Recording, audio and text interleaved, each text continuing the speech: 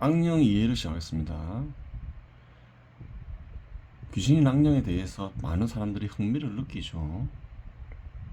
그래서 귀신이나 악령을 소재로 영화나 뭐 소설이 쓰여지기도 해요. 지어낸 이야기죠. 흥미를 끌기 위해서, 히트치기 위해서. 물론 여기서 언급하는 악령이나 귀신은 흥미거리로 쓴 게 아니죠. 지어낸 게 아니죠. 그래요. 진짜 귀신 이야기, 진짜 악령 이야기라는 말이죠. 한번 살펴보겠습니다. 악령이나 악령의 존재는 교화시켜야 할 대상이거나 절대자에게 제물로 바쳐야 할 대상이다. 절대자는 세상을 이루어지게 하는 존재를 뜻하겠죠. 그렇게 말하는 이유가 있겠죠.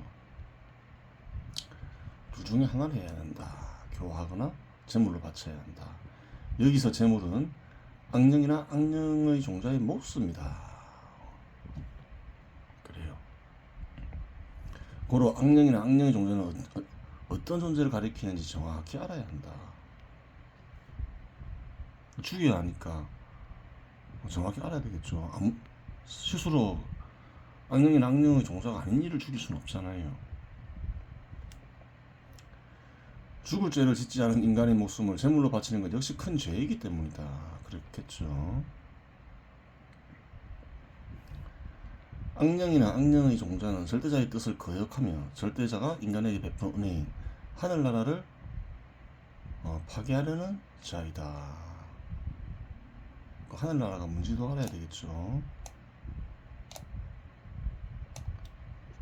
갑주 사회를 창천소요파로 만들겠다라고 말했을 때 창천소요파는 섭리에 바탕하여 유지 발전하는 사회를 가리킨다. 섭리는 절대자의 뜻이죠.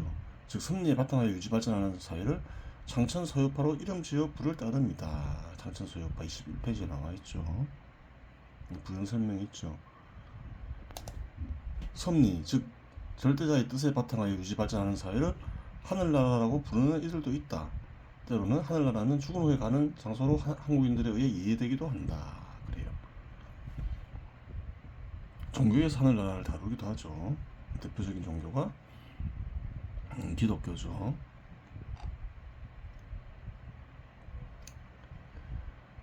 최종 말씀에서 현 시대에서 공산주의자나 사회주의자가 악령이나 악령의 종자라고 하였는데 나중에 안 봐야 되겠죠. 각줄 달아야 되겠죠.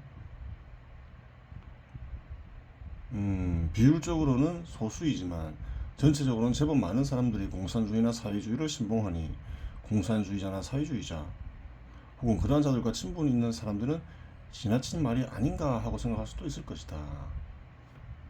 공산주의자, 사회주의자가 악령이나 악령의 종자라고 얘기를 했었어요. 사실이겠죠. 그러면 어떻게 해야 된다는 건가요? 교화하거나 목숨을 끊어야 된다. 이렇게 이야기하고 있는 거죠. 또 주변에도 많잖아요. 현 시대 한국에서는. 이러한 문제를 정확히 알기 위해서는 사회에서 하늘나라가 이루어지는 원리를 알아야 한다. 그래야 하늘나라를 파괴하는 경우가 어떤 경우인지 알 수 있고 공산주의자나 사회주의자가 왜 악령이나 악령의 종자일 수밖에 없는 이유를 정확히 알 수 있기 때문이다. 그래요. 인간이라고 하여 처음부터 문명을 지니고 있지는 않았다.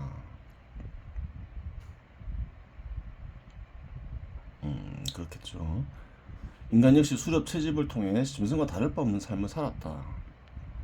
확인 가능한 거죠. 하지만 인간은 짐승들과 달리 경우에 따라 진리가 마음에 드러나고 진리를 현실에서 이용하며 실현할 수 있다. 그렇죠. 섭리를 이용하죠. 그 비행기 타고 날고 다 섭리를 이용한 결과이죠. 각주를 보겠습니다.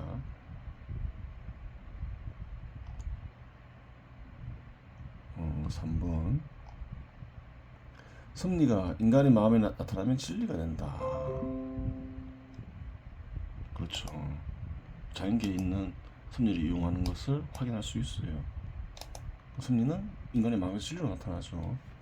인간이 있기 전 섭리를 통해 세상을 이루어지게 하는 존재는 절대자 외에는 없다. 섭리로서 세상을 이루어지게 하는 존재가 있다는 거예요. 인간이 섭리를 인식하여 이용할 수 있는 일은 우연이 아니라는 말이다.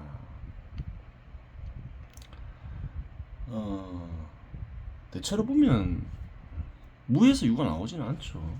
예를 들어 어떤 물체가 있다. 물체 이전에 어떤 물질이 있는 거죠. 있던 것이 계속 변하는 것이죠. 의식이나 마음은 어떤가? 인간의 의식은 어떤가요? 예를 들어서 섭리를 인식하고 사용할 수 있죠. 근데 그 전에 그러한 존재가 또 있었다는 거예요. 그 전이 아니라 지금도 마찬가지죠. 인간이 없더라도 있는 존재죠. 인간의 의식 또한 없던 것이 생겨난 것이 아니다. 그러면 이제 눈치를 좀 채야 되겠죠. 여기 또 각주가 있죠. 2번. 악령이나 악령의 종자라고 하는데 여기 각주가 붙어 있지 않 보겠습니다. 시대와 장소에 따라 악령과 악령의 종자는 다른 형태를 지니고 있다. 예를 들어 고대 농경국가 시대 한국에서는 성리학자의 모습으로 나타났다. 그래요. 그렇죠.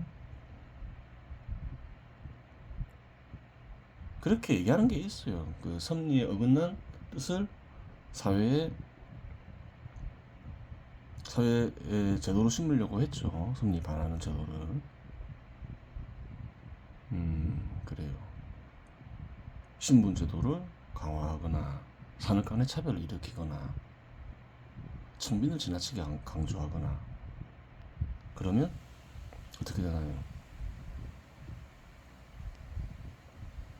국가가 가난해지고 국가 개개인의 삶이 어려워지죠. 섭리 반하는 것이죠. 그래요. 섭리에 반한 짓을 한 이들이기에 악령과 악령의 종자이다. 조선시대는 성리학자의 모습을 나타났다. 결과적으로 조선 이전은 좀 달랐겠죠. 약속으로 전락하고 개개인의 삶은 어려워지고 전쟁을 제대로 치를 수 있는 국부를 지니지 못했죠. 전쟁이 일어나면 매번 초토화됐죠.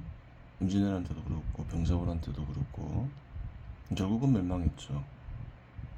조선 전은 어떠했을까? 성리학이 유포되기 전에는, 널리 퍼지기 전까지는, 제대로 자리 잡기 전에는 그렇지 않았죠. 신라만 하더라도 그래요. 백제를 통합하고 고구려 일부를 통합하고 또 당나라하고 전투를 해서 이겼죠. 당나라는 당시 세계 최강국 중에 하나잖아요. 그래도 그렇지 않았죠. 몽고와 맞서 싸웠잖아요. 워낙 강대국이니까 뭐 이런저런 좀 비겁해 보이는 전술을 썼다 하더라도 맞서 싸운 건 사실이죠. 그렇게 약하지 않았다는 거예요. 어떤 견해를 지니고 어떤 의지로 제도를 만드냐에 따라서 굉장히 달라진다는 거예요. 잘못된 견해를 가지고 수백 년간 지배했다는 거죠. 조선이 결국 멸망했죠.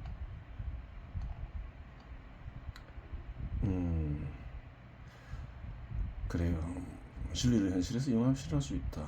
그러한 과정에서 자연으로부터 생존에 필요한 것을 얻기 위해 도구를 사용하게 되었고 발전시키게 되었다. 그렇죠. 인간이 필요한 것을 얻기 위해 사용하는 도구와 같은 수단을 가리켜 자본이라고 한다. 현 시대를 자본주의라고 하면서 자본이 마치 현 시대에서 등장한 것처럼 얘기하는 이들이 있죠. 그게 아니라는 거예요. 예전에 인류 역사는 자본의 발전의 역사라고 했죠.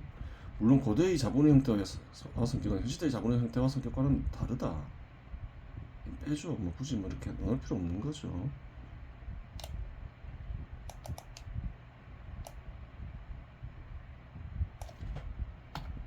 현 시대는 자본주의 시대라고 많은 이들이 부르는데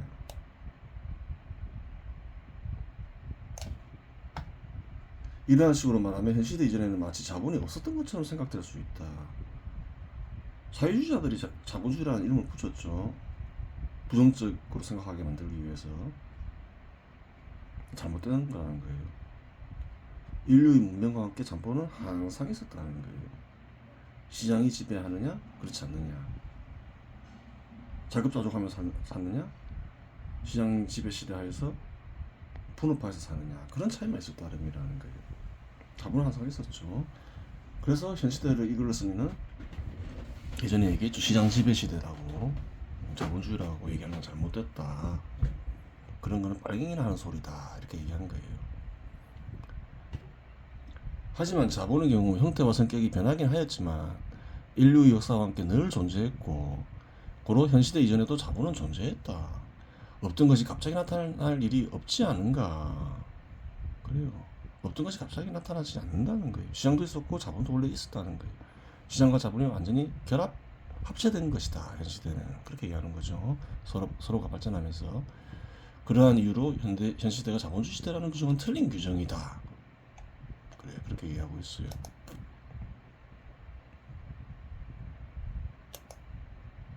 항상 역사를 파악할 때는 역사뿐만 아니라 뭐 자연 현상도 마찬가지죠. 사회 현상도 마찬가지고 한번 보라는 거예요. 어떤 생각으로 보면 진실과 진리에 도달하느냐.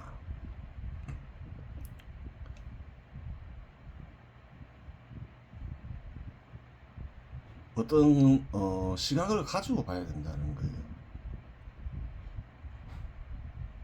보겠습니다.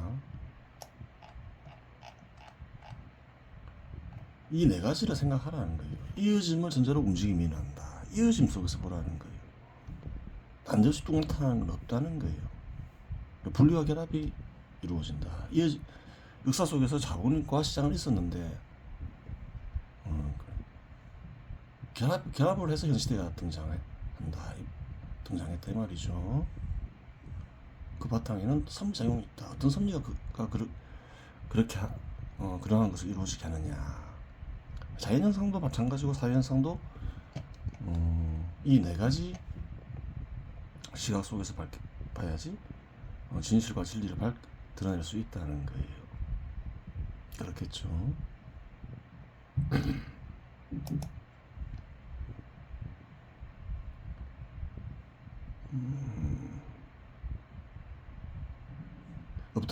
현 시대 이전에도 자본은 존재했다. 없던 것이 갑자기 나타날 일이 없지 않은가.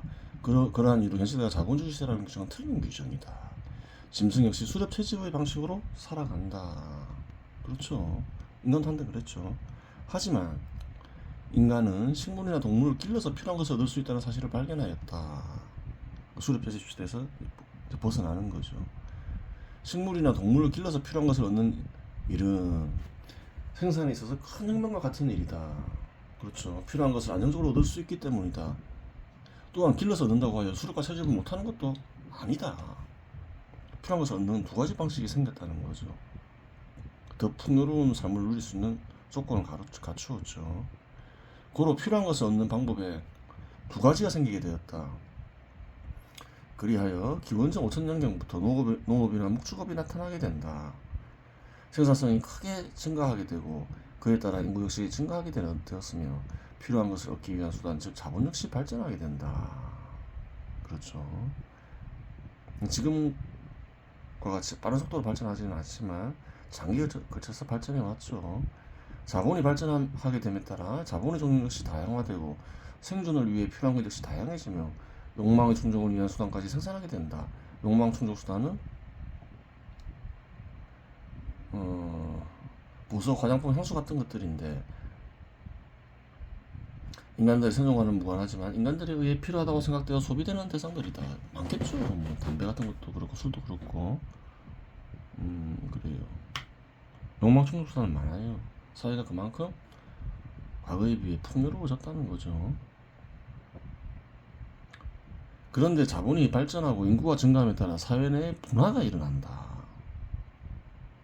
그래요. 발전함에 따라 분화 현상이 발견된다. 역사적으로 사회에서. 가장 뚜렷한 분화는 공적 영역과 사적 영역의 분화이다. 공적 영역과 그 정부로 보면 되겠죠. 분화돼 버린다는 거예요. 공적 영역은 개인적인 소유를 배제하고, 최근엔 그렇죠. 사적 영역은 개인적인 소유를 인정하는 영역이다. 그럼 과거에는 어땠을까요? 공적 영역 역시 개인적인 소유를 인정하죠. 과거에는 왕이 지배했잖아요. 사적 영역에서 개인적인 소유를 인정하는 이유는 개인의 생존을 공적 영역이 전적으로 책임질 수 없고 개인의 책임을 명확히 하기 위해서이다. 정부가 그 개인의 생활을 책임질 수 없는 이유가 뭔가요? 개인, 즉 생산자들의 세금으로 운영되기 때문에 그렇죠. 뭔가 하라고 뭔가 하기 위해서 세금을 거두는 거죠. 뭔가 하는 일이 개개인의 삶을 보장하는 게 아니라는 거예요. 그러니까 보장하는 건데 어떤 종류의 보장이냐 이런 거예요. 우리 기본적으로 생산물을 그래요. 보장하는 건 아니겠죠. 그건 생산자 개개인이 하는 것이죠. 생산자들이 정부를 필요로 하는 이유가 있겠죠. 정확하게 알아야 된다는 거예요. 그래요. 시장 기능이 제대로 작동하여 풍요를 누리기 위해서는 사적 영역에서 소유권이 확립되어야 하기 때문이다. 이외에도 감춰주신 더 중요한 이유 역시 있다. 시장 기능이 제대로 작동하여 풍요를 누리기 위해서는 사적 영역에서 소유권이 확립되어야 하기 때문이다. 그렇죠. 시장의 기본 조건이 뭔가요? 소유권이죠. 공적인 것을 팔 수는 없잖아요. 또 타인 것을 팔 수는, 그러니까 소유권 확립이 안 되면 전부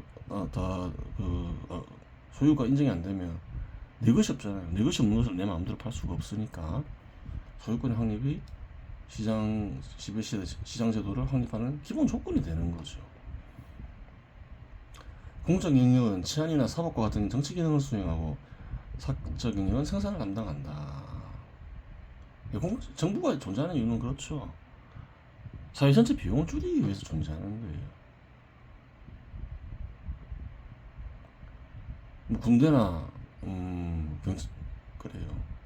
경찰이 없다 생각해보세요. 그러면 자기 생명과 재산을 지키기 위해서 개개인이 전부 무장을 해야 되잖아요. 비용을 줄이기 위해서 생긴 게 원래는 정부라는 거예요. 생산을 담당한다는 말은 인간들이 생존과 욕망의 충족을 위한 수단을 제공하는 역할을 담당한다는 말이다. 그렇죠. 공적 영역은 필요한 수단들을 세금 형태로 사적 영역으로부터 얻는다. 여기서의 세금은 화폐가 될 수도 있고 곡물이나 짐승, 수목업품과 같은 물체가 될 수도 있고 인간이 지닌 노동과 같은 활동이 될 수도 있다. 물체로 세금을 받을 수도 있죠. 예전엔 그랬겠죠. 화폐가 통용되지 않을 때는. 물론 공적 영역과 사적 영역의 구별이 처음부터 뚜렷했던 것은 아니다. 그때부터 공적 영역은 특정 가문에 의한 소유물과 같이 인식되기도 하였다. 그렇죠. 현 시대에도 왕이 지배한 나라는 있잖아요. 거기서는 소유물처럼 인식될 수도 있죠. 한반도에서도 1910년 조선 멸망할 당시 국호인 대한제국이 사라지기 전까지 약 500년간 이씨 가문이 독점하여 이씨 혈통이 왕이 되었는데 이는 정치 영역 역시 어느 정도 소유물과 같이 인식되었음을 증명한다. 그래요.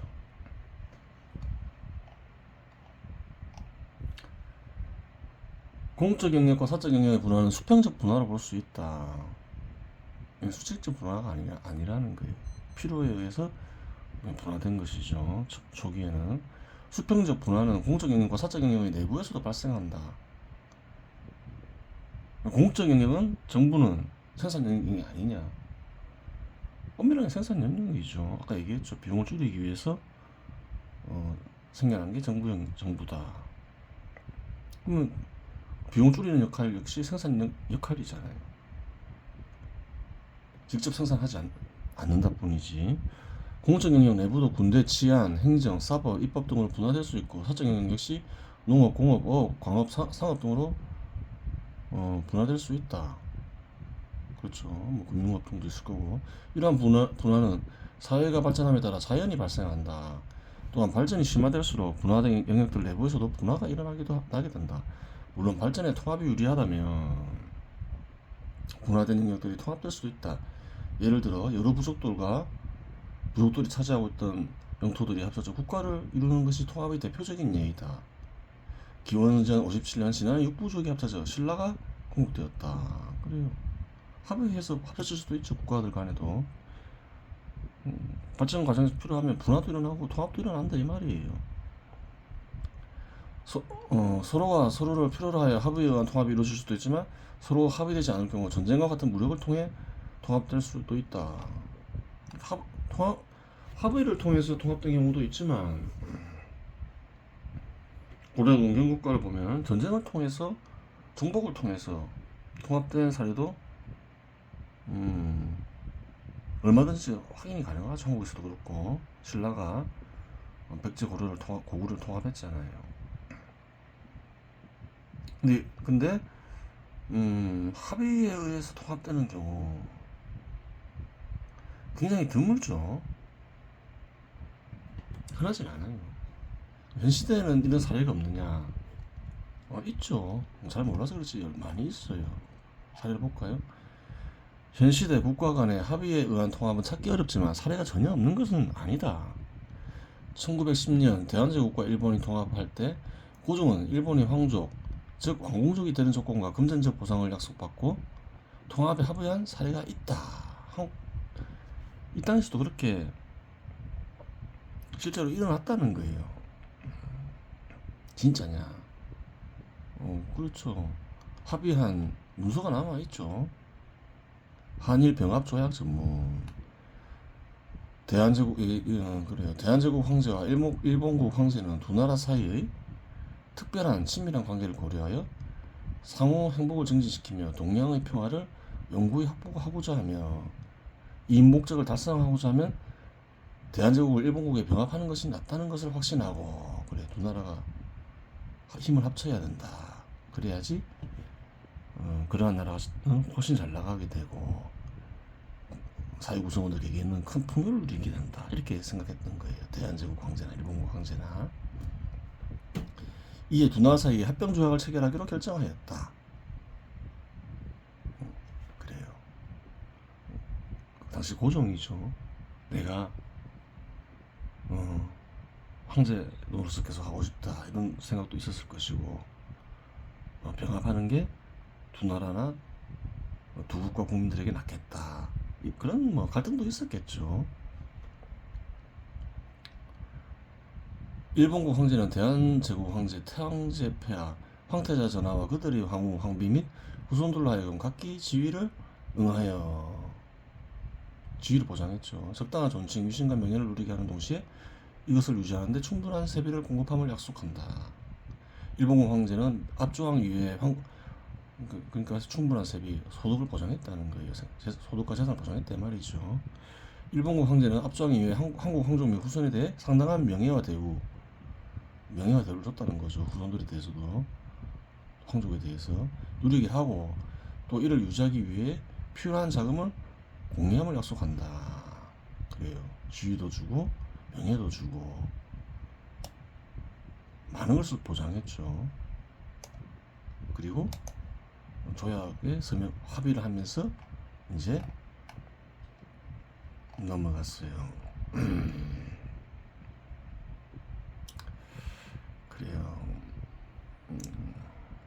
그러면 이제 궁금하죠. 약속을 잘 지켰을까? 약속을 어겼다는 말이 없고 잘 지켰다고 하죠. 신분도 보장하고 많은 왕공족이라는 명칭을 얻었죠. 그 귀족으로 살아가면서 잘 살았다고 알려져 있어요. 현실 당국은 어떤가요? 다른 이들은 친일파라면서 약간 이상한 약간 빌미에서 친일파라면서 깎아내리지만 마치 큰 죄를 지은 사람처럼 얘기하지만 또 고종은 그런 사람들을 보면 또 고종은 굉장히 띄우려고 하죠. 나라를 팔아 넘겼는데 지위를 보장받고 금자원적 보상을 약속받고, 그게 굉장히 이상한 거죠. 한국인들은 예나 지금이나 자기 모습을 항상 보라 하죠. 역사는 항상 이어짐 속에 있다. 현재 이어짐 속에서 보면, 현재의 모습을 보면 한국인들이 특징을 알 수 있다는 거예요. 하고자 하는 말이 뭐냐. 높은 지위가 있는 사람은 어떻게 생각하나요? 높은 지위에 있는 사람들은 아무리 나쁜 짓을 저질러도 죄를 면책시켜줘야 한다. 그런 이상한 뭐 관습이라고 해야 되나? 이상한 생각 속에 관습이 있겠죠. 괴이한 생각과 관습을 지니고 있어요. 그래요. 기준을 정했으면 확실하게 하든가 말든가 그런 것이지. 그래요. 만약 이때 이제 고종 황제가 나는 그렇게 못하겠다 해서 항전하다가 죽을 수도 있겠죠. 항전하지 않다 하더라도 만약에 망명해서 정부를 만들 수도 있겠죠. 그러면 이제 임시정부가 수립이 되는 거예요. 그렇게 되는 것이겠죠. 근데 그렇게 하지 않았다는 거예요. 그래요. 그러면 이제 좀 궁금해질 수가 있잖아요. 일본과 한반도가 합쳤다, 공식적으로. 어떻게 됐을까? 그 후에 합쳐진 나라는 잘 나갔을까? 잘 나갔어요, 사실은.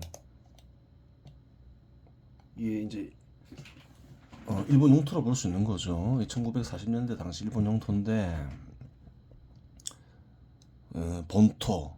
본토로는 한반도와 일본이 포함되어 있죠. 현 시대 일본이. 그래요. 대만도 포함되어 있죠. 그 다음에 괴뢰국, 만주나 이렇게 되어 있어요. 굉장히 넓죠. 거의 뭐 굉장히 광대한 영토를 보유하고 있죠. 중국은 현재 여기까지, 만주도 중국이었는데 중국은 박살나버리죠. 상당히 큰 영토를 잃었어요. 잘 생각을 해봐야 되는 거예요. 과연 일본 본토에 살던 이들만으로 이 일이 가능했겠느냐? 그게 아니라는 거예요.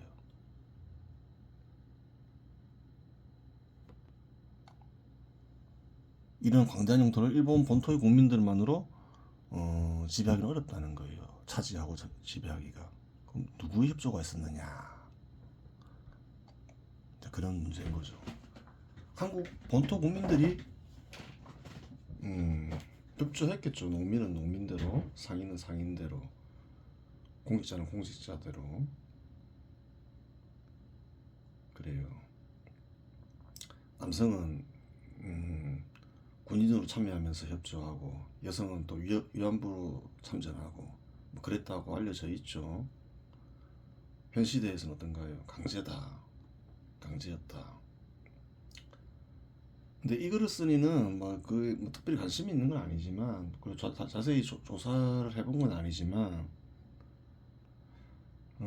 그건 아닐 거라고 봐요. 왜 그러냐? 군대 문제는 어떤가요? 한국인들 수십만이 군인으로 참전했는데, 이제 강제징용으로 알려져 있는데, 실상 믿을 수 없는 일을 군인으로 쓸 수 없다는 거예요. 믿을 수 없는 이는 아군에게 총을 쏠 수가 있잖아요. 그래요. 근데 그 사실을 일본 정부가 몰랐을까? 일본 정부도 알고 있었겠죠. 군인으로 썼다는 말은 뭔가요? 한국인들은 믿을 수 있는 이들이다. 그렇게 판단을 내린 거예요. 한국인들이 수십만이 일본군에 참전해서 일본군에게 총을 쐈다는 얘기는 없잖아요. 위안부는 어떻게 된 거냐? 한국인들의 협조를 얻기 위해서는 한국인들이 민심을 얻어야 되겠죠. 한국인들이 지지를 받아야 되겠죠. 근데 여자를 강제로 동원한다, 매춘부로. 그러면 한국인들이 도움을 얻기 어렵겠죠. 직관적으로 볼 때는 좀 문제가 있다. 그러면 이제 확실한 근거가 있어야 되는데, 실제로 강제로 위안부로 참여시켰다. 그럼 증거가 많아야 돼요. 예를 들어서 저항했던 흔적, 저항이 무서웠다면, 도저히 저항할 여력이 없었다면 기록들이 많이 남아 있어야 되겠죠. 부모, 형제에 의한 기록. 그런 게 잘 발견되지가 않는다. 일본 정책상 좀 이상한 부분이 있는 거예요. 뭐 앞으로 밝혀져야 될 부분이긴 하지만 하여간 딱 보면 알 수가 있는 거예요. 그러면 그 당시 한국인들은 어떻게 생각했을까? 왜 일본 그래 일본이 이렇게 발전하는데 참 많은 이들이 참여했을까? 전부 다는 아니더라도 그 한국인들 특징은 원래부터 그랬던 건 아닌데 조선시대 이후로 어떤가요? 1등 국민이 되어야 되겠다. 그런 의식이 별로 없는 거예요, 사실은. 지금도 어떤가요? 우리가 1등을 해야 되겠다. 1등 국민이 돼야 되겠다. 그런 생각이 있냐는 거예요. 특별히 그런 게 없다는 거예요. 2등만 해도 좋겠다. 조선시대도 그랬죠. 소중화하면서 우리는 2등 민족 하자. 아마 그때부터 자리 잡은 것 같아요. 차별에 아주 예민하지도 않고, 차별 때문에 고민도 했겠지만,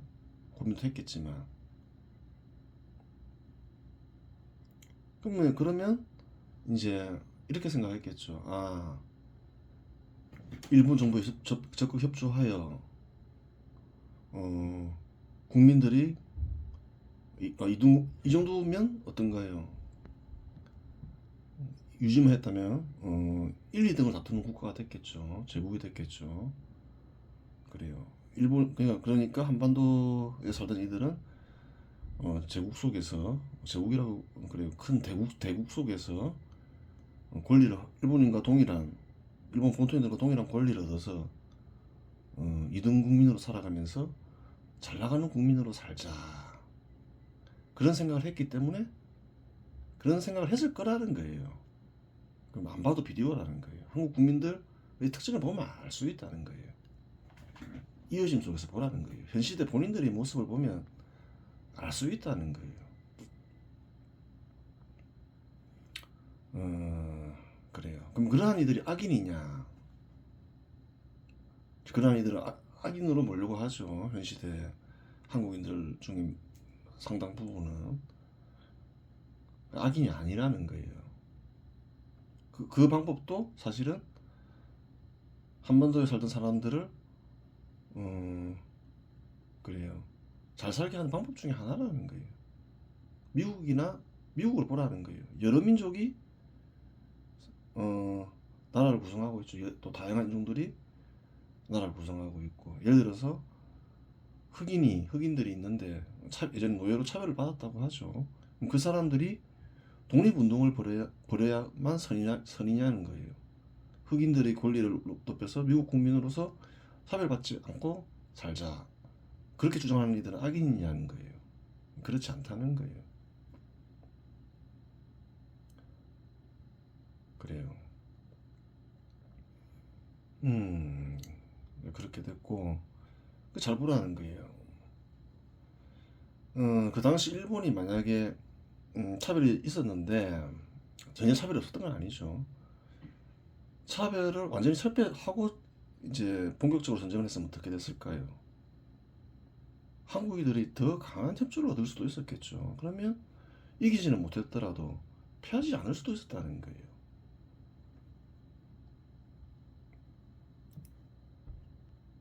그럼 일본과 한국이 힘을 합치면 어떻게 되냐? 합칠 수 있겠죠. 마치 뭐 한국의 좌파 인사들 특히 뭐 더불어민주당인지 더불어 한독당인지 알 수 없는 괴상한 정당은 뭐 일본과 한국이 힘을 합치는 것을 굉장히 잘못된 것이다 이렇게 생각할 수도 있는데 지금은 힘을 합쳐도 과거처럼 그렇죠. 그런 관계가 아닌 거죠. 기분 나쁜 관계가 아니라는 거예요. 힘을 합치면 어떻게 될까?